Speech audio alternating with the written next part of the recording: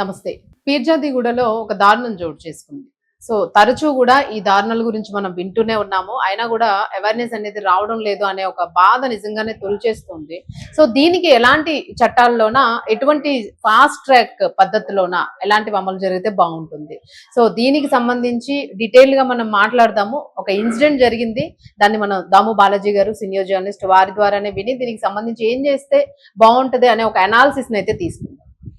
నమస్తే సార్. నమస్తే. సార్ అంటే అక్రమ సంబంధం అనంటే ఒక మహిళ, ఒక పురుషుడు, ఒక స్త్రీ ఇంతవరకు ఆలోచిస్తామంటే ఒక పెళ్ళైన యువతో లేకపోతే ఒక ఏజ్‌లో ఉన్న అమ్మాయో ఇట్లా. తల్లితో ఒక అక్రమ సంబంధం పెట్టుకొని దాన్ని చెప్పడానికే అసహ్యంగా, ఇబ్బందిగా ఉన్న పరిస్థితి. మళ్ళా కూతురి పైన లైంగిక దాడి. సో దీన్ని మనం ఎట్లా తీసుకోవచ్చు? ఏం చేస్తే దీన్ని అరికట్టొచ్చు? ప్రభుత్వం ఎందుకు దీన్ని సీరియస్‌గా తీసుకోవట్లేదు? అంటే ఇప్పుడు ముందు ఏం జరిగిందో చెప్తాను. ఇది యాక్చువల్‌గా ఏందంటే యాదాద్రి జిల్లాలో రాజాపేట దగ్గర నిరంజన్ అనే ఒక వ్యక్తి ఉన్నాడు, 36 ఏళ్ళు. అతనికి ఒక మహిళతో అఫైర్ ఏర్పడింది. ఆ తర్వాత వాళ్ళు ఇక్కడ మేడిపల్లి దగ్గర పీర్జాదిగూడ ప్రశాంత్ నగర్కి వలస వచ్చారు. వీళ్ళు యాక్చువల్గా ఏంటంటే చిన్న చిన్న కూలి పనులు, కన్స్ట్రక్షన్ లేబర్గా పనిచేసుకుంటున్నారు. ఈ పాప మాత్రం చదువుకుంటుంది. ఈమెకు ఒక కూతురు ఉంది. ఆ పాప 16 ఏళ్ళ వయసు, 10th క్లాస్ చదువుతుంది. సో ఈ క్రమంలో ఈమెకు భర్త లేడు, భర్తతో దూరమైంది. ఈ నిరంజన్తోనే ఉంటుంది. నిరంజన్ ఆమె కంటే యంగ్, తన అఫేర్ పెట్టుకున్న ఆమె కంటే యంగ్. కూతురికి నిరంజన్కి మధ్య 20 ఏళ్ళ గ్యాప్ ఉంది. ఇతనికి 36 ఏళ్ళు, పాపకి 16 ఏళ్ళు. సో ఈ క్రమంలో ఏమైందంటే ఈమె పనులకు వెళ్ళాలి కాబట్టి కూతురి సంరక్షణ బాధ్యత ఇతనికి అప్పగించింది నిరంజన్కి. నిరంజన అమ్మాయిని ఏదైనా అవసరమైతే ఎక్కడికైనా తీసుకెళ్ళడం, స్కూల్కి కూడా తీసుకెళ్ళడం, అమ్మాయికి ఏమైనా కొనిపెట్టడం, ఇలా చేస్తున్నాడు.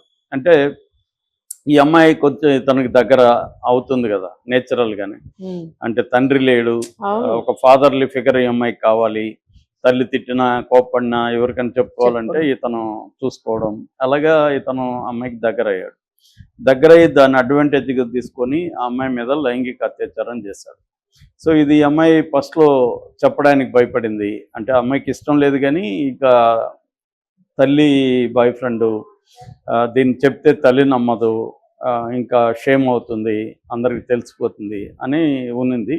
అది ఇంక పెద్దదయ్యి చివరికి చెప్పాల్సి వచ్చింది. ఇతని ఎక్కువైంది, మళ్ళీ మళ్ళీ అదే చేస్తుంటే.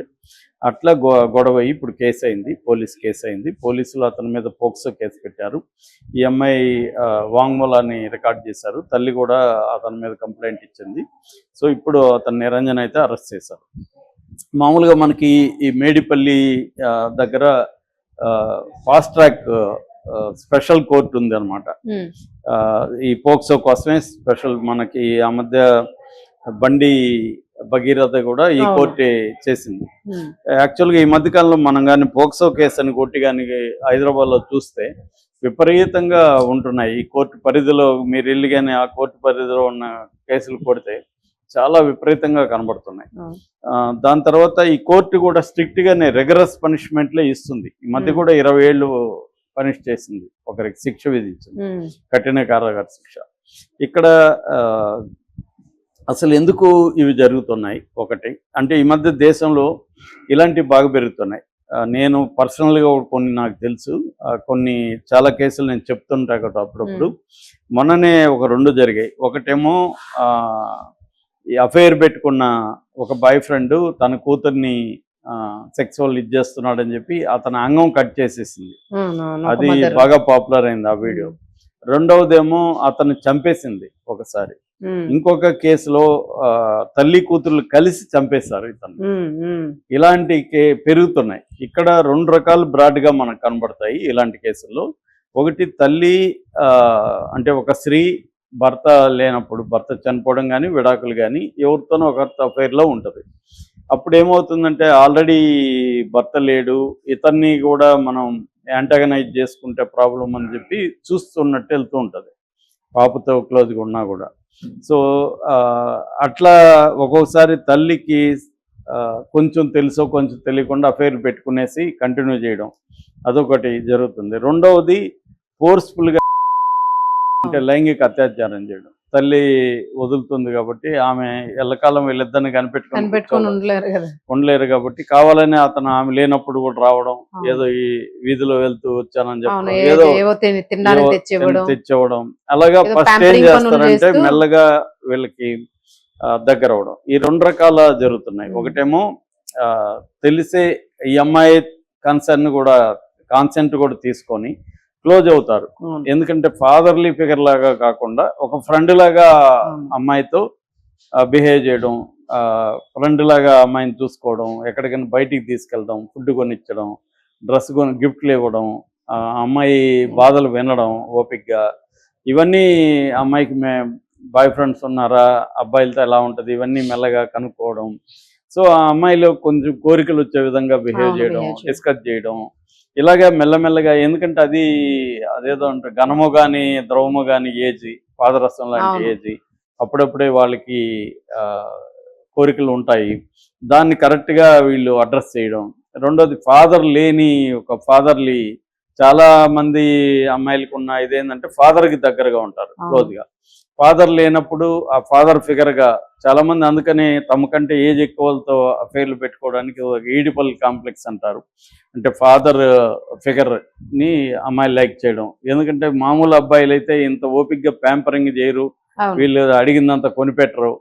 కానీ ఫాదర్ ఫిగర్స్ ఏం చేస్తారంటే వీళ్ళని ఫాదర్ లాగా చూసుకోవడం, అంటే అడిగింది కొనిపెట్టడం, వాళ్ళు అడిగింది కాదనకుండా ఉండడం, వాళ్ళని ప్యాంపరింగ్ చేయడం, తల్లి మీద కంప్లైంట్లు ఓపిక వినడం, తల్లిని కూడా కొంత కంట్రోల్ చేయగలగడం.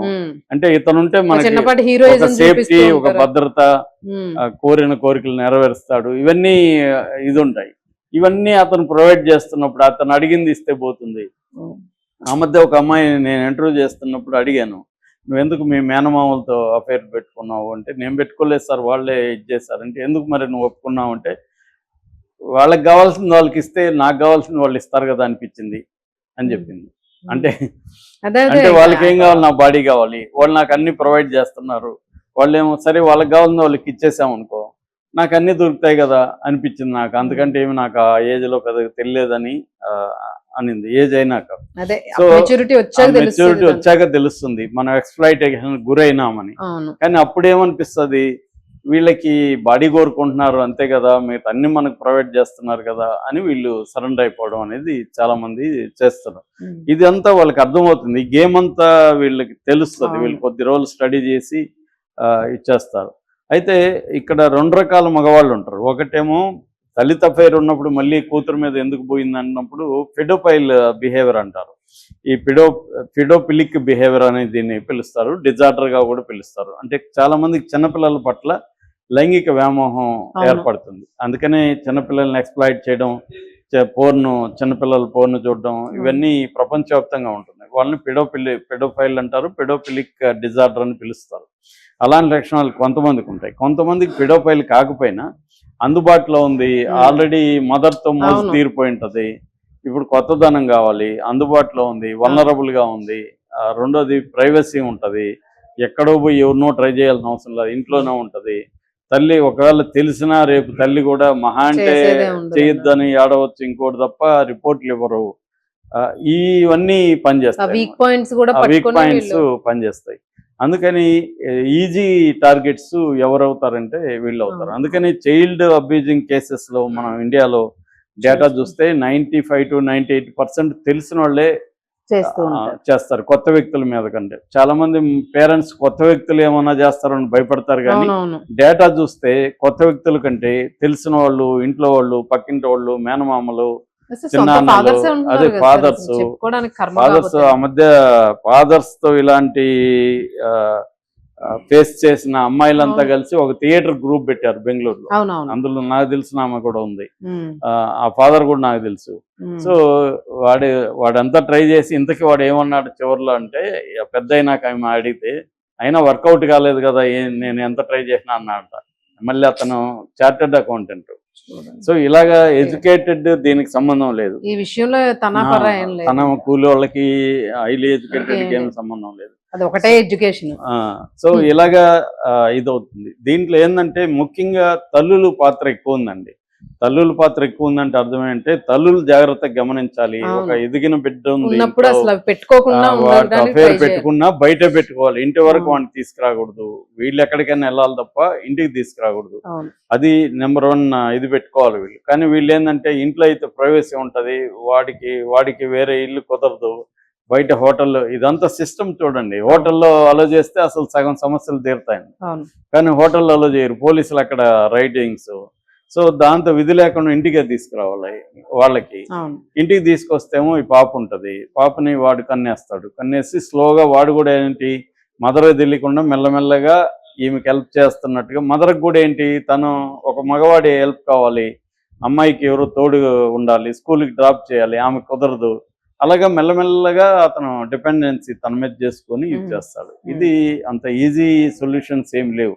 పోలీసుల వైపు నుంచి చూసుకున్నప్పుడు పోలీసులు కూడా పోక్సో కేసుల్లో సీరియస్గానే పనిచేస్తున్నారు. కానీ అది ఎస్టాబ్లిష్ చేసి దాన్ని శిక్ష వేయించడం కూడా పోలీసులకు అంత ఈజీ కాదు. ఇవన్నీ ఎస్టాబ్లిష్ అవ్వాలి. కాకపోతే ఏంటంటే పోక్సో కేసు కొంతవరకు పోక్సో చట్టం ఇలాంటి వాళ్ళకి గట్టిగానే పనిష్మెంట్ ఇస్తుంది. కానీ ఓన్లీ చట్టమే సరిపోదు. ఇక్కడ సిస్టమ్ అంతా కూడా అనేక విషయాలు దీంతో లింక్ అయినాయి. అంటే వీళ్ళకి ఫర్ ఎగ్జాంపుల్ హోటల్ స్పేస్ ఫ్రీగా ఇచ్చారనుకో, వీళ్ళు దాంట్లోకి వెళ్తారు, ఇంటికి రారు. విధి లేక వాళ్ళు ఇంటికి తీసుకొస్తున్నారు. ఎందుకంటే బయట హరాస్మెంట్లు ఎక్కువ. బయట ఎక్కడ పోవాలి వీళ్ళకి కలవాలంటే ఎక్కడ స్పేస్ లేదు. ఈ స్పేస్ ప్రొవిజన్ అనేది విదేశాల్లో చాలా వరకు ఉంది. లవ్ హోటల్స్ పెడతావు గంటగా 2 గంటలు. ఇక్కడ ఒకవేళ లీగల్గా పెట్టినా పోలీసుల హరాస్మెంట్. యాక్చువల్ సుప్రీంకోర్టు ఇద్దరు కన్సెంటింగ్ అడల్ట్స్ హోటల్లో ఉంటే పట్టుకోవద్దని చెప్పింది. కానీ పోలీసులు వింటున్నారా? వినట్లేదు. ఈ మధ్య కూడా అదేంటి 500 హోటల్లో మీద రైడింగ్ జరిగిందని గొప్పగా చెప్పుకుంటున్నారు. సో ఇలాగా ఇది ఇంటర్లింక్డ్ ఇష్యూ ఇది. సో ఏమన్నా అయితే మేజర్గా తల్లులు జాగ్రత్త తీసుకోవాలి. అడల్ట్ పాప ఉన్న చోట బాయ్ ఫ్రెండ్స్ని తీసుకురావడం, వాళ్ళకి పరిచయాలు చేయడం, వాళ్ళ కేర్ని వదలకుండా ఉండడం తీసుకోవాలి. కోర్టులు కూడా ఇంకొంత క్విక్గా ఇది ఒకటే కాకుండా అనేక కోర్టులు పెట్టి ఫాస్ట్ ట్రాక్ కోర్టులో శిక్షలు వేయాలి. దీని మీద కొంత ఎడ్యుకేట్ చేయాలి. అట్లాగే స్కూళ్ళల్లో కూడా ఒక గ్రీవెన్స్ కమిటీ లాంటిది ఉండాలి. అంటే పిల్లలకి ఏమన్నా బయట ఏమన్నా ఇష్యూలు వచ్చినా కూడా చెప్పుకునే ఒక కౌన్సిలర్లు పెట్టుకోవడం, అలాంటి ఉండడం ద్వారా ఏమవుతుందంటే వాళ్ళు ఫ్రీగా, ఇప్పుడు అమ్మాయి బిగినింగ్లో ఫ్రీగా చెప్పుకోగలిగితే, కౌన్సిలింగ్ రెగ్యులర్గా కౌన్సిలింగ్ ఉంటే, నువ్వు ఎవరితో తిరుగుతున్నావు, మీ ఇంట్లో ఎవరెవరు ఉంటారు, ఇవన్నీ కొంత అడగగలిగితే వాళ్ళు ఎక్కడో చోట బయటకు చెప్పుకుంటారు. మొన్న ఒక అమ్మాయి అట్లానే చెప్పిందంట సార్, స్కూల్లో ఆటో డ్రైవర్ అబ్యూజ్ చేసి అటెంప్ట్ చేసేసాడు. అమ్మాయి ఏం చేయాలో అర్థం కాదు, స్కూల్కి వచ్చింది, వెళ్ళిపోయింది. ఆ నెక్స్ట్ డేనే గుడ్ టచ్ బ్యాడ్ టచ్ గురించి కౌన్సిలింగ్ అయిందంట. ఇంకా అమ్మాయి వెక్కి ఏడ్చుకుంటాను, ఇంకా జరిగిందంతా ఏడుస్తూ చెప్పేసిందంట, ఇట్లా నాకు ఇలా జరిగింది అని. సో అప్పటి వరకు బయటికి రాలేదు అసలు. సో అప్పుడు అరెస్ట్ చేశారు. అదే ఇట్లాంటి రకరకాల చేయాలి. ఇది గవర్నమెంట్ కూడా చేయడం కష్టం. ఎన్జిఓస్ ఏమైనా స్కూల్స్, ఎన్జిఓస్ ఇవన్నీ ఎడ్యుకేట్ చేయడం, ఇవి ఇప్పుడిప్పుడే కొంత జరుగుతుంది కానీ సరిపోదు. మన పాపులేషన్ కి అది సరిపోదు. పాపులేషన్ పెరిగింది, కోరికలు పెరిగిపోయినాయి. That social media